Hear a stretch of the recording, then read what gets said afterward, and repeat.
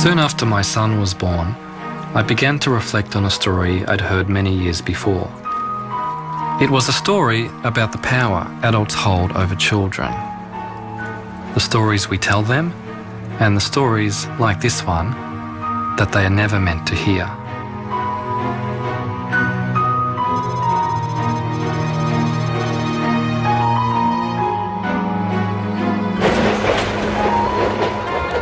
The 6th of April 1966 started just like any other day in the city of Melbourne. Then something very strange appeared in the sky above the suburb of Westall. It hasn't been explained to this day. This boy come running in and say, Mr. Greenwood, there's these things in the sky, these things in the sky. We looked up and we just saw this saucer type thing taking off. It wasn't a plane, it wasn't a balloon, it was nothing like that. A lot of the kids took off towards where it seemed to go. All the students were just running all over the place, hysterical. Westall High School as a teaching situation ceased. My girlfriend and I sat on the fence, climbed the fence, the school boundary, and we were crying, thinking it was the end of the world.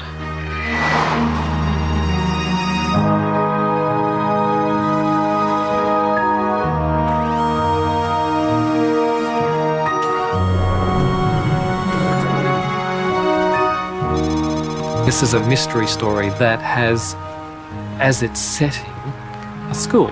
And most of the players were school children.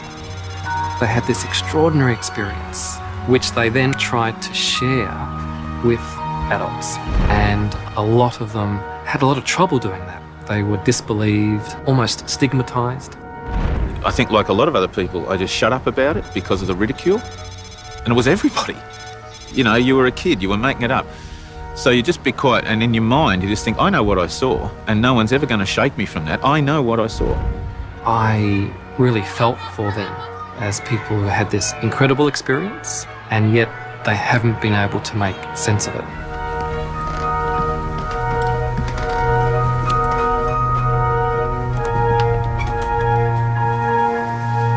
This is the biggest mass UFO sighting in Australia, yet it seems to have been suppressed, deliberately kept out of the public view. Like the witnesses, I want to find out why.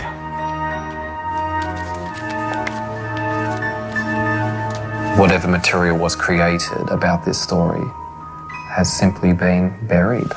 And yet, this memory has survived. And it only has to be slightly pricked, and it's like the floodgates open, and all the memories come rushing out. I was precipitating various chemicals in order to make crystals, and I just happened to be looking out the window, thinking how to fudge my science report. What I saw directly south was something that I'd never seen before. We were out playing sport on the oval. One of the kids yelled out, look up in the sky, you know, it's flying saucers. And I remember we all looked up, and it really was a flying saucer.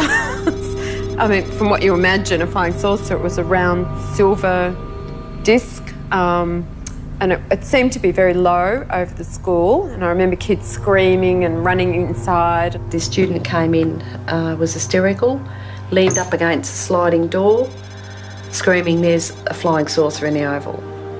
And of course everybody started to head towards the door, and the teacher said, sit down, it's not recess yet. And a few minutes later the bell went off. Everyone started moving, like a whole lot of zebras being terrified by crocodiles. I went where the herd went.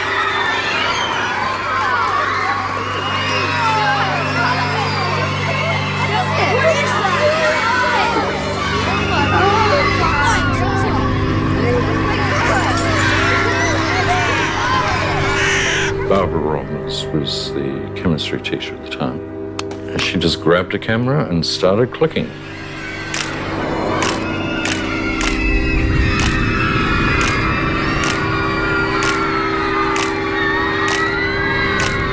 I went into the staff room. Because I knew I wouldn't have a chance to have a cup of tea any other time, I went to get a cup of tea. And then because I was a smoker, and this is something that has stayed with me for 42 years. Yes. I lit up a cigarette, and so I don't know how much I delayed before I went outside. Everyone just took off out into the oval. In time to see it lifting off from the oval. It was probably, I don't know, 50 feet or more in the air at that stage. I see Andrew Greenwood, the science teacher, coming towards me, and he said, "Did you see it? Did you see it?" And he pointed up in the air, and I said, "No, see what?" I have a very, very clear picture of him, and I remember almost exactly what he said. And he said it was up in the sky, it moved at incredible speeds, it hovered, it seemed to go away, and there seemed to be light planes. He thought Cessnas he thought they were actually checking it out from the Melbourne airport, and they were circling around it. Sort of stopped dead, and stopped dead in the air, and then it just sort of started descending straight down. And I'd say it got down about halfway up that gum tree or above the goalpost and sat there for a while, and then it just sort of lifted straight up and then just took straight off. This thing went down behind the trees, then it came up. It was like it had become aware of these planes coming in, and it just went woof and just left them like they were standing still. And then it went across to an area called the Grange, which was a bit of a pine plantation behind the school.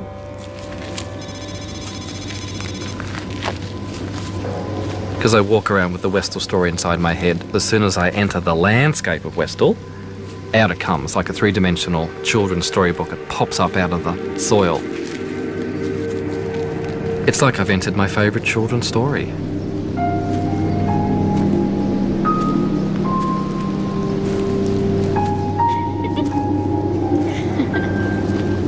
The Grange was a special place for Westall students.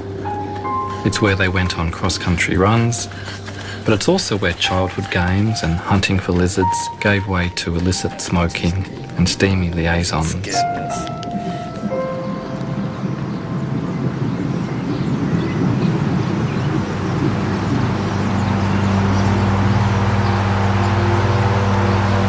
Going the wrong way now. Let's be back here.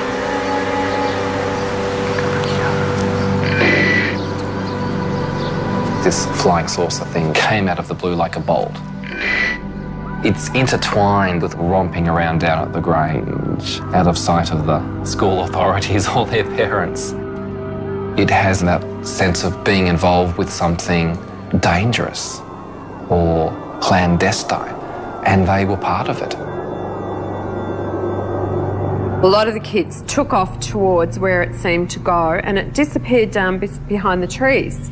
So we all got through this fence and ran towards where it had appeared to land. Tanya and I and this other girl, we were over the fence. Tanya was in the lead, and we ran towards where it was coming down. I lost sight of Tanya. She was in front of me. A couple of girls got there faster than me. I was a bit slow, and they actually passed out. And apparently it did land, because when we got there, there was a great big round patch of like flattened yellow, almost burnt, although I'm a bit sketchy on that. I can't remember if it was really burnt or whether it was just flattened, but it was sort of yellow, and the grass was all flattened in a swirly sort of a pattern. Before I got there, the disc came back up again, so I stopped chasing it. We looked up and we just saw this saucer type thing taking off, and it seemed to turn side on and just disappear into thin air. Well, what about your friend Tanya? I believe she did see it on the ground. She did see it on the ground? So I was given to believe, yes. But I went back to school, and Tanya went back to school and basically had gone all to pieces. There was definitely an ambulance on the oval, and I was told that she'd been taken away in the ambulance, and that was the last time I ever saw her. Wow. She was just gone, and she never came back to school.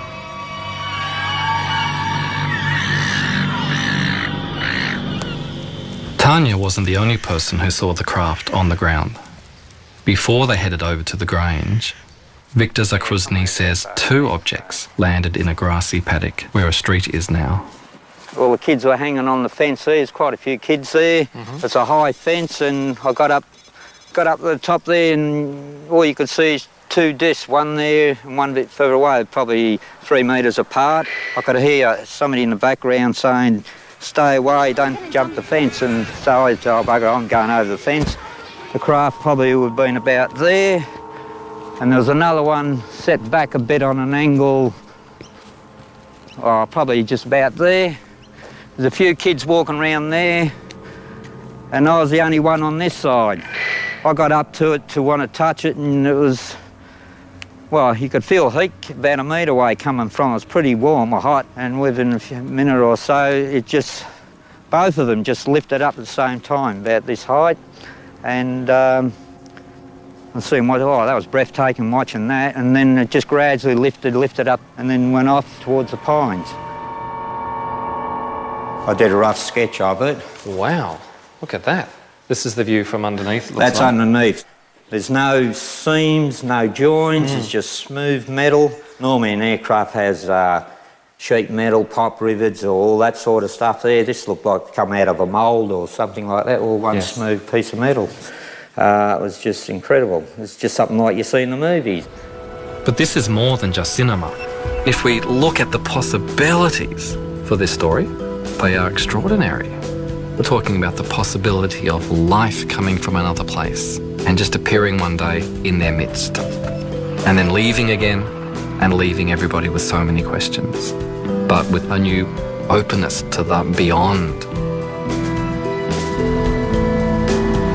If I'd been at Westall on that day, I would like to have raced after that flying saucer and gotten so close to it, to have held it in my hands. But the adults at Westall High School saw it differently. That afternoon, our principal called a special assembly and told us all not to talk about it. All I know is the whole school was told off. The headmaster says, "All you kids are nuts. It's a weather balloon. Don't talk about it." I was prepped to tell the students that what they'd seen didn't exist. We weren't allowed to leave the school, at least I wasn't. My job was to walk up and down the corridors and make sure that all students were in their rooms. I was walking back from the West End. There was confrontation between Mr. Sambleby, Barbara Robbins, and a man I'd never seen before. I thought it was a police uniform, but it was just dark blue. It was demanded that she hand over not the film, but the entire camera. I was near the gate and the police had arrived. There were journalists outside. The police are being called in to keep the journalists away. We were told that we weren't allowed to speak to the media in school grounds. After school finished, there was a TV crew outside the school grounds, so we undertook an interview with them. Everyone took off onto the oval. Now, I can't remember whether it was a principal or a school representative that came out and ordered us to go home and the film crew to leave. And I'd actually been giving an interview to Channel 9 and the policeman actually walked up to them and said, "Stop filming and you go back into the school ground." Okay, so that's what I did. I was 12 and a half years old. Because I was a mischievous sort of person, I was always getting into trouble. I had detention for actually appearing on the show, and then I got detention again at a later date after my picture and story was in the Dandenong Journal. So I didn't go unpunished, but it was worth it.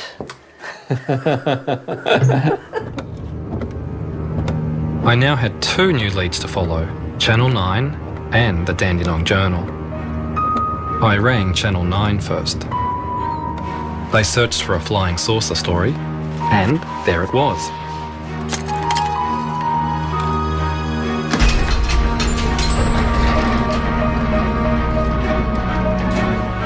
Now all I have to do is find the can with the matching number.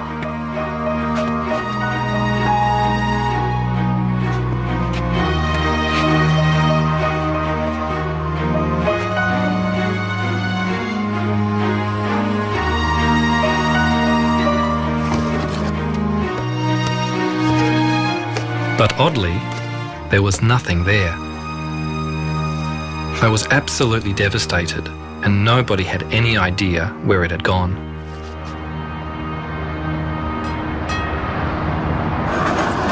It's very frustrating, but the good news is the Dandenong Journal does still exist, and I'm told it's here in the library. It's the only written account I've heard of from the period, so it's really precious.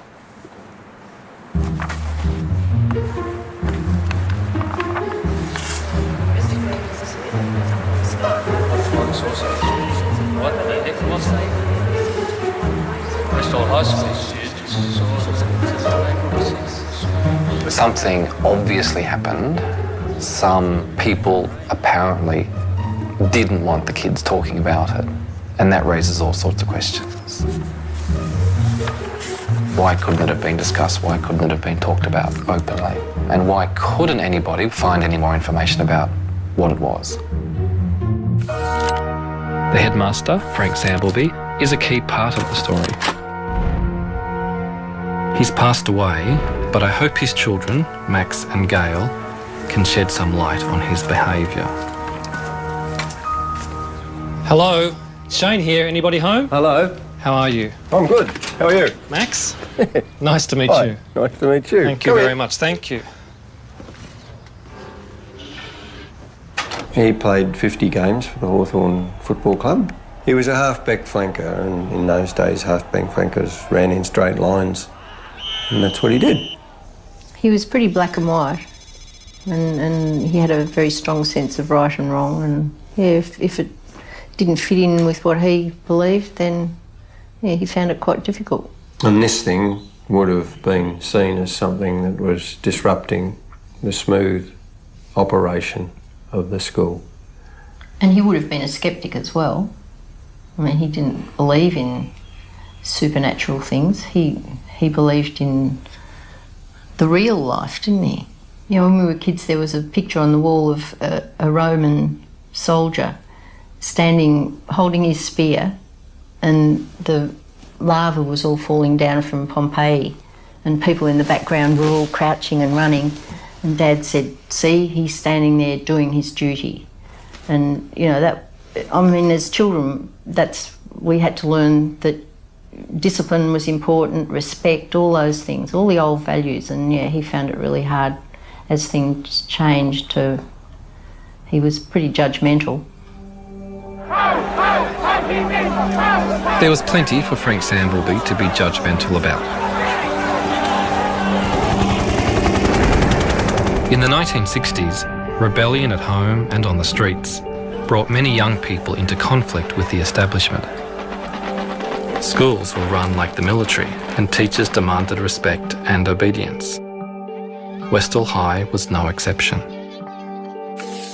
I tried to contact some of the teachers, but many have passed away. As far as I know, only the science teacher, Andrew Greenwood, saw the object in the air. Although he's spoken with me privately, he refuses to go on the public record. Several teachers dismissed the whole thing as mass hysteria. The response left students feeling confused and conflicted. Some are still searching for answers. I want to find some sort of proof that this happened, so we don't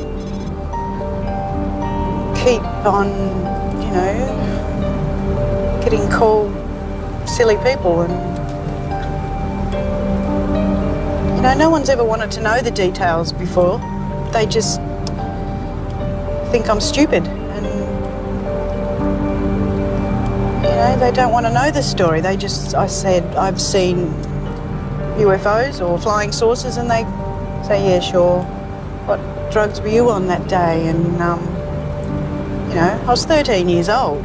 I was at school in the daytime. I wasn't on any drugs.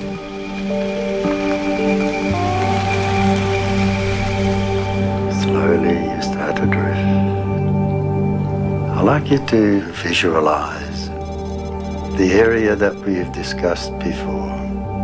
You're in the classroom. You're with Mr. Greenwood, who was the teacher there. There's a little fella comes running around and says, there, flying saucers outside, flying saucers outside. Everybody laughed. And Mr. Greenwood said, come on then, let's have a look. See yourself running down the oval.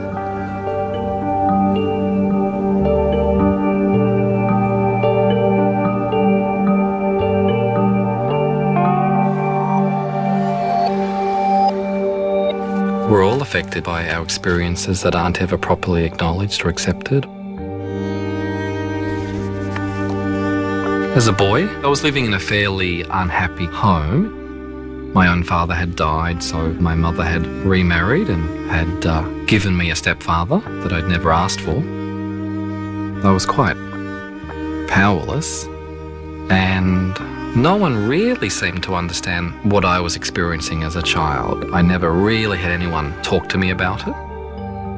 Just having it acknowledged that what I was going through was real, that would have been a start.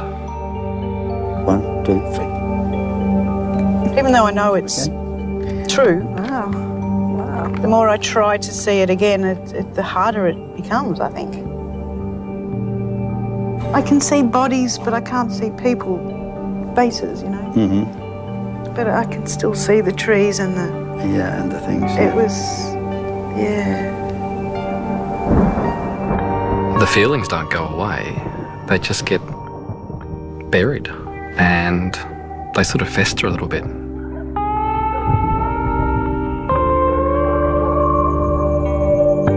I saw the classroom for the first time, and then I saw heads bobbing, walking across the oval towards the end of the school ground, and then there they were. Still not 100% clear, but I know what they are. They're UFOs. If they were UFOs, there should be people around the area who can corroborate what the students saw. A headmaster might be able to shut down a high school, but surely not a whole suburb. Within days of delivering my flyers, I'm contacted by a new witness, Paul Smith, who used to work on a property next door to the Grange. We were loading up for market, and as we were pulling the carrots up, I looked up and I was facing the object in the sky, and I just thought, oh, somebody's got some way of projecting a film of something into the sky. I didn't believe that it was really happening. But my boss turned around and he saw it, and we stood there looking at it for several minutes. A few moments later, the children came over from the high school and they noticed us, they saw us, and they sort of took a while to make up their mind whether they would come onto the property, realising it's private property. Yes. And they decided they'd come in anyway, and they did. They ran straight over the market garden, and they crossed and walked down here to this corner. After a while, trucks turned up with, it looked like army trucks. Right. And there would have been about 20 guys got out. About how long after the object had vanished in the trees? Oh, I think it was only 20 minutes, which is not a long time. How did you know they were from the army? Well, they were khaki-coloured trucks, the covered in patches, you know, sort of that they to hide, you know. Like camouflage? Camouflage truck, yeah. And it was the long ones that carry quite a few people, and a couple of jeeps. So a couple of trucks, and a couple of jeeps, and about 20 men in uniforms? Yeah. And the uniforms were what sort of uniforms? Just khaki-coloured uniforms. Just khaki? Yeah. No other, don't remember any other sort Not of... that I can remember. Colours or... No. I went looking for a military expert. If the army was able to turn up in just 20 minutes, where could they possibly have come from? It's quite evident that there was no deployable troops available in Melbourne at the time. The main units were all logistic, the supply battalions and so forth at places like Broadmeadows. There were lots of citizen military forces, today's equivalent of the Army Reserve, part-time units, but they couldn't have responded so rapidly, and nor could they have responded in such a large number. I've come to the conclusion that the first people to respond to the incident at Westall would have been civilians of some sort, quasi-civilians, probably working for defence and probably wearing the sort of work dress that civilians working for, say, the Department of Supply, say, the research and development establishments of the period, the sort of work dress that those personnel wore. I discovered that other people in uniform were seen in the area on the day of the sighting. Les Medju went to the Grange with his younger sister, but they saw what seemed to be a different unit. We hid behind this tree, but fortunately this tree, the branches came down to the ground. Here we are, crouched down on our knees, and we can only look every so often as this tractor came around. He was on guard duty. This was a farmer who's decided to help out. We observed 2 army trucks, 2 men in camouflage, and 2 men in blue uniforms.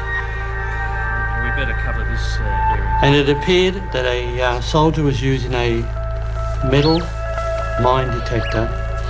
He's walking around sweeping back and forth. Keep down. They'll see The next time I see them, they turned and they started kicking violently at the ground. The 2 officers decide then, time to come back. They come back to the truck and they were gone, and then we could enter the paddock. Les. We had no idea what we'd all walked into. We didn't know what those army men were doing, and all I can say, it was just, what is this? To have the army there and all the rest of it, it was something important. They certainly were not Australian, because Australians were not using camouflage uniforms in those days, in the mid-60s. Nor would they have been British. But the description of the uniforms certainly matches those worn by the United States Air Force in the mid-1960s. There were American military and intelligence personnel in Australia in 1966 as part of the Vietnam War effort. The Cold War between the USA and the Soviet Union was in full swing, extending across the world and even into outer space. We choose to go to the moon in this decade and do the other things, not because they are easy, but because they are hard. The space race between the superpowers fueled the public imagination at all levels. Flying saucers have invaded our planet. Washington, London, Paris.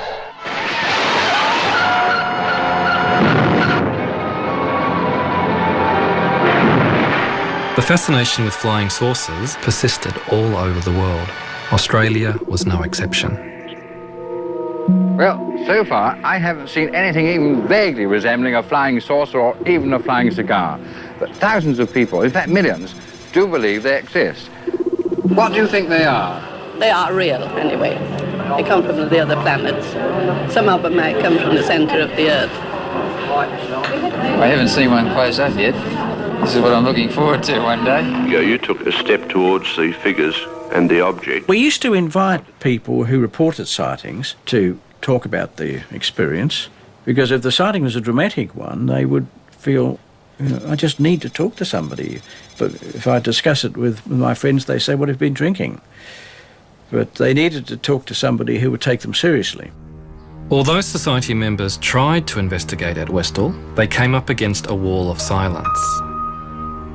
All they can now find in their files is a couple of photographs and a sighting report filled in at the time by one of my student witnesses, Joy Tai. They also went to Moorabbin Airport to look for the pilots of the aircraft that apparently chased the UFO, but nobody came forward. I decided to do my own investigation. I contacted a retired air traffic controller to find out how a UFO and several light planes could fly so close to each other without a report being made. Who was responsible for controlling the airspace? Moorabbin Tower was responsible for the area within a 5-mile radius of Moorabbin and up to 3,000 feet. And above that, it was the responsibility of Essendon Approach. If you're in a tower, you have the aircraft in sight all the time. 5 aircraft on the edge of the airspace, 5 by the way, in broad daylight, they should have been able to see. They may have found something that they thought shouldn't be made public and therefore hushed up. There is evidence that the American government wanted to stifle debate about UFOs. They set up a committee to objectively investigate UFOs, but a leaked memo revealed that the whole investigation was a sham. The government's most vocal critic was the top atmospheric scientist, Professor James MacDonald. Why has the government taken this attitude, in your opinion? As a result of the extremely heavy wave of sightings in 1952, the CIA and Air Force became so concerned over the sheer number of reports that were tying up American intelligence channels that they wanted to get this signal out of the system, asked the Air Force, the CIA asked the Air Force for a debunking policy. The literal wording was to debunk the flying saucers to decrease public interest in the UFOs. Regulations were promulgated very shortly that made it a crime punishable with, I think it's $10,000 fine and or 10 years in prison to release any information at airbase level on UFOs. And as a result of that, nothing resembling any scientific investigation has been going on in the past 15 years. In Australia, we followed the American policy of ridiculing UFOs, so I started searching for other sightings that might have happened around the same time as Westall. I discovered that 4 days before Westall, a witness took a photo from his backyard in Melbourne that matched descriptions of the object above Westall. Then, just 2 days before Westall, Ron Sullivan was driving in central Victoria when he noticed a strange light display in front of him. Got up towards it and holy moly, the whole thing lit up and the 10-foot area at the bottom sort of come up and met the top, and the headlights of the car was the biggest awesome thing I've ever seen. They just pulled to the right as if they were magnetised. I could see all the trees on the right-hand side of the road lighting up, and I said, get out of this, Rod, and I pulled on the left. And I could feel the back left wheel spinning, and I got out of that.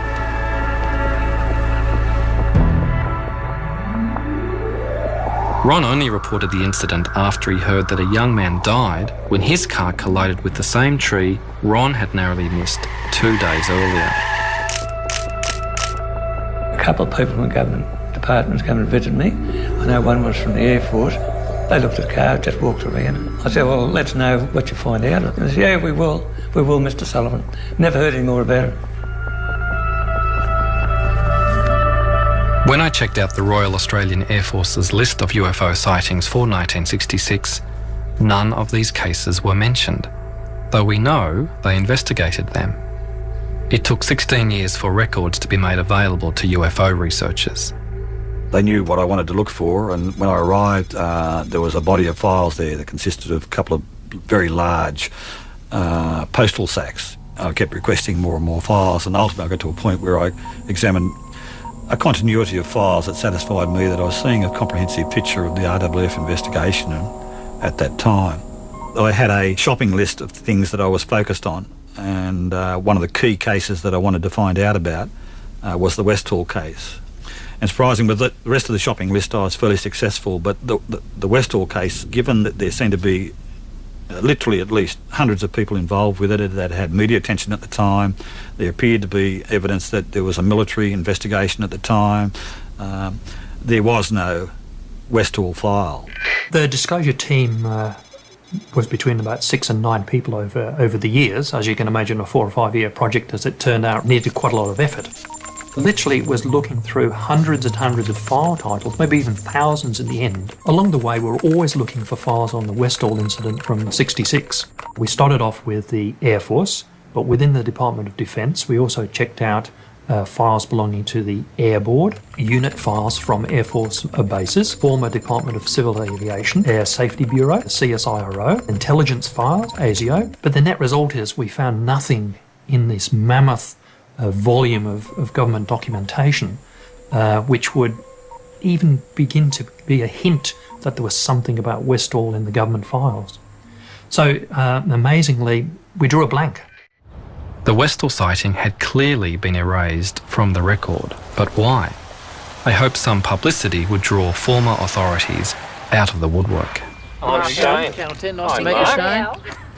Joy, is it Mark Howe from Channel 10? Nice to meet you. What we're really trying to get now is the people who are here as police, as soldiers, as scientists perhaps, looking close up at what was on the ground. Some closure, Joy. How would you get some closure on this? One thing that we would really like would be that someone either from the police or the military would come forward and say, yes, they were there.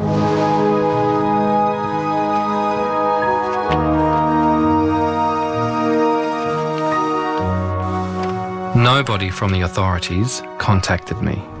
but another witness did. Kevin Hurley saw the circles at the Grange on the day of the sighting and went back the next day for another look. Then when we came to the area where we'd gone through the paddock, yes, there was the Air Force of the Army, a whole group of them there, stopping us from going through into the paddock. Don't come near this in this area, and we just headed off back home. And did they give you any reason why you couldn't come through? No, there were vehicles on the paddock,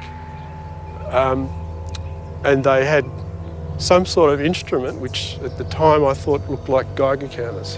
The strong memory I've got is what happened after that. About a week later, I decided to go back again to have another look. As soon as we got down to where the paddock started, all the grass had been cut, which was quite disturbing. Wow. So then we walked through that area to where the circles were, and when we got into the area where the circles were previously, the whole area had been burnt, destroying all evidence. You asked me whether an R&D establishment would destroy evidence. Yes, of course they would. Bearing in mind that in the 1960s, Australia had great success financially with some of their pilotless target aircraft. Information related to some of these sorts of projects, if it was to be released to the wrong party, then it would have very adverse effects on Australia from a financial point of view. Any surviving documentation would be in Defence Central somewhere, but also probably overseas with the Allied. There may even not be anything left in Australia, because bearing in mind it would have been very highly classified and could well have been destroyed, as so much of that sort of record is after a period of time. So it's no wonder that I haven't unearthed any official records on Westall, but it's clear the authorities had something to hide. Just got called into the gymnasium, and then these people spoke, and they just sort of said, oh, well, what you saw was sort of an experimental thing, and we just don't want anyone talking about it or it going any further. So how many people were there that came, and do you remember? I think there was 5 from memory. And they were they men and women, or? I think there was 3 men and 2 women from memory. As I say, I'm not 100% sure. And do you remember if they were wearing uniforms? Some of them were in uniforms? No, they're just in plain suits. In suits? Yeah. And did they explain where they were from, who they were? No, not really. Just a couple of the teachers said afterwards they're from one of these experimental mobs to do with the armed forces and stuff like that, and that was sort of the end of it. It had to have been something that we were working on, and we knew all about it. We were in on it, even though we mightn't have known the detail. To have responded, that's one of the... That really, to my way of thinking, that's the key, is the fact that we whoever it was, the authorities, responded so rapidly. Now, they must have just about been sitting on the trucks with the engine going. And perhaps they were. Perhaps they'd received technical intelligence that there was something going wrong with this experimental craft, and they weren't sure where it was going to land, but they were ready to go get it as soon as it did land. It sounds like a rational, logical explanation, but it needs then to be supported with evidence. If you think about how the people described the shape of it, the speed, the manoeuvres that it made, there is nothing around today that comes close to that. The final proof might be, for example, getting a piece of the flying saucer and examining it, subjecting to scientific examination, and finding that it's of an element that is not manufactured on Earth. Now, that would maybe be the final proof. We haven't got that. So we're still at the circumstantial evidence stage, and whether that leads you to say, well, these are from outer space, they're interplanetary spaceships, or not, is a philosophical question. It's a question of what you yourself feel is proof. A yellow sign. I crave the proof that can be held in my hands and touched and smelled and measured. But I think we need to make room for a little mystery in our lives as well. I reckon somewhere in this area. I believe truth can exist without proof of it, and I see a real truth in the stories and memories of the witnesses, Probably even if it doesn't answer the question, what was it that flew over Westall? what I saw, I believe, is what a flying saucer has left behind. Professor James McDonald looked for proof in statistical data. His research brought him to Australia a year after the Westall sighting. I'd ordered some of his papers from Arizona University, hoping to find something about Westall. Wow, what is all this? There's a lot of stuff here. James McDonald's journal. His trip to Melbourne. There'll be stuff in here about Westall. Has to be.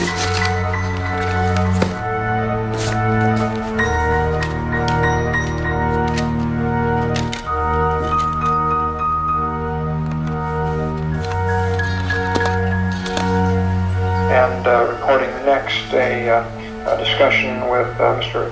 Andrew Greenwood in connection with the Westall sighting. This business about the headmaster, he's the one who seemed to be quite influenced by some pressures to keep things quiet. He just told me that an Air Force officer had been out to the school, and I was teaching at the time, and he told me that he wasn't going to interrupt my class so that I could speak to them. He promptly told them to get lost together. They can't have had much time with him, because I know I was very friendly with the senior master of the school. He said they were only in his office for very few minutes, and Sambleby had sort of come out fuming and muttering, what rot, and all the rest of it. It's nice to have somebody telling the RAAF that it's a lot of nonsense and sending them packing.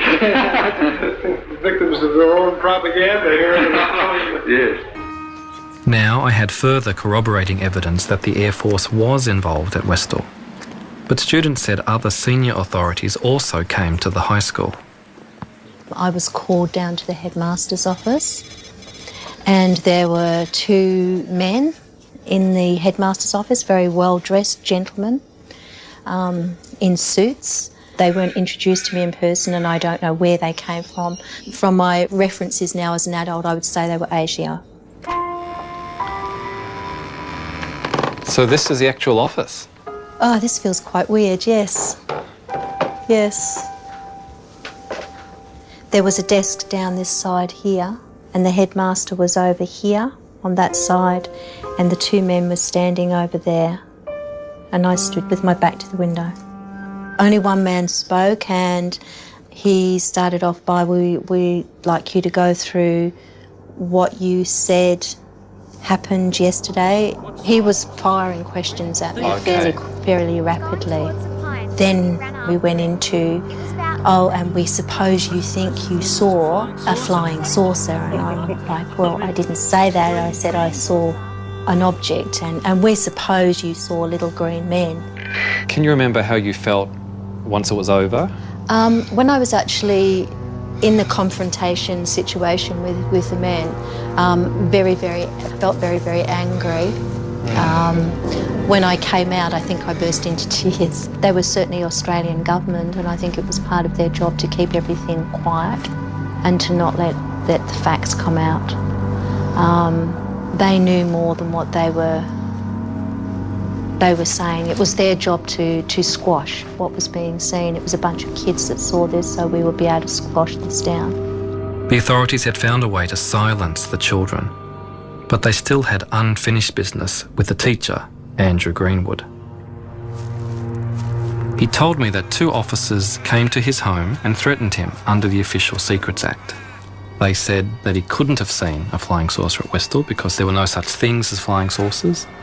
They threatened to tell people he was alcoholic, even though he wasn't. As a first-year teacher with a career ahead of him, he couldn't take the risk of speaking out. The person who had taken all the risks was Professor James McDonald. His criticism of the government had provoked powerful enemies, but it didn't stop him challenging the establishment with other unorthodox scientific theories. Years ahead of his colleagues, he predicted high-altitude aircraft would destroy the ozone layer and increase the risk of skin cancer. He was invited to address the US Congress, but during his testimony, a congressman made an opportunistic attack. He publicly ridiculed MacDonald by saying he believed in UFOs and little green men. MacDonald's professional reputation was ruined.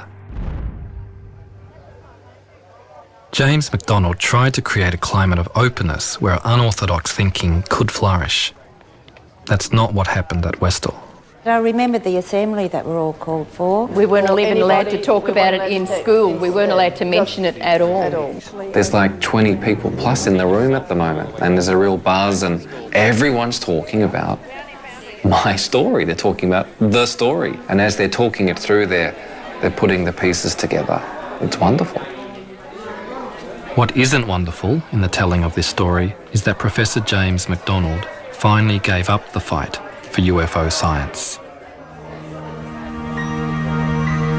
Humiliated and broken, he took his own life.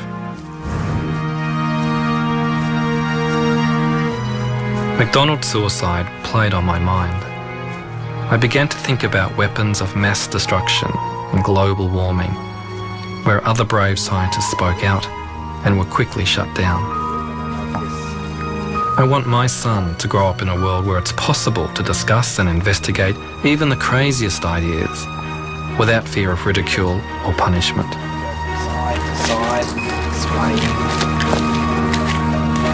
That's fantastic. Was it something from another planet at Westall? It certainly flew, as if it was. I'm left with the feeling that what people saw was what they said they saw. Something out of this world. All I knew was what I saw, and it definitely was not any aircraft of the day by any stretch of the imagination, and it certainly was not a weather balloon. It still would take me to my grave. What the hell was that? It was amazing, and something that I've never forgotten. But you just sort of had it stored in the back of your mind because a lot of people are sceptical. The fact that they can travel so fast and that they've been spotted all over the world, landings and very similar stories of these patches of flattened grass or burnt grass. I personally believe that there is something going on somewhere else.